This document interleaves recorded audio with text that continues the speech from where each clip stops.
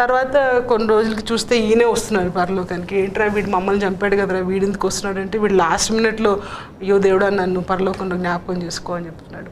మరి వీళ్ళందరూ ఒకరి మొహాల్లో ఒకళ్ళు చూసుకొని అక్కడ కొట్టుకుంటారా, లేకపోతే ఆ కాన్ఫ్లిక్ట్ ఉంటుందా ఉండదా? మరి హౌ విల్ దే రికన్సైల్?